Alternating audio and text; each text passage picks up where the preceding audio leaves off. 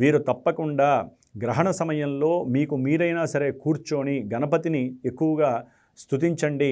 లలితాదేవి యొక్క అష్టోత్తరాన్ని కానీ, లలితామాత యొక్క సహస్రనామాన్ని కానీ కుంకుమార్చనగా చేయండి. ఆ గ్రహణ సమయంలో సాయంత్రం 6:09 నుంచి 6:50 మధ్యలో మీరు చేసే పూజ మళ్ళీ గ్రహణం వరకు కూడా మిమ్మల్ని కాపాడుతూ ఉంటుంది.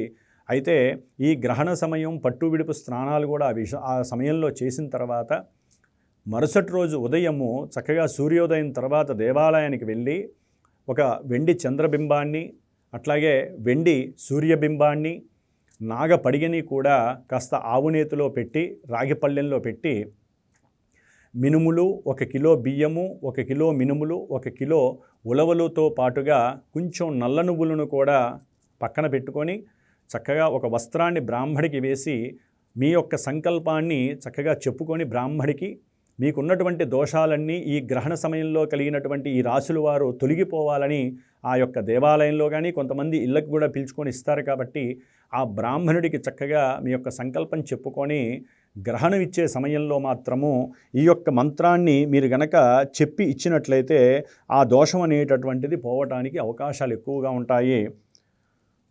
మమ సర్వవిధ కేతుగ్రస్తోదయ చంద్రగ్రహణ దోష పరిహారార్థం తమోమయ మహాభీమ సోమసూర్య విమర్ధన హేమతార ప్రదానేన మమ శాంతి ప్రదోభవ విధుంతద నమస్తుభ్యం సింహికానందనాచ్యుత దానేనానేన నాగస్య రక్షమాం వేదజాద్భయాత్ అని ఈ యొక్క మంత్రాన్ని గనక మీరు చెప్తూ బ్రాహ్మణునికి కనుక దానం చేస్తే ఆ గ్రహణం యొక్క పీడ తొలగిపోయి సంపూర్ణ ఆరోగ్యము, ధనవృద్ధి, ఉన్నత విద్యావృద్ధి, సమాజంలో మీకున్నటువంటి కీర్తి ప్రతిష్టలు పెరిగే అవకాశాలు ఎక్కువగా ఉంటాయి. అవకాశం ఉన్నవాళ్ళు కాస్త దద్దోజన నైవేద్యం దేవుడికి పెట్టించి ఆ రోజున మీ చేత్తో 10 మందికి కనుక దానం చేస్తే ఆ చంద్రుడి యొక్క కిరణాల యొక్క ప్రభావము మీ మనసు మీద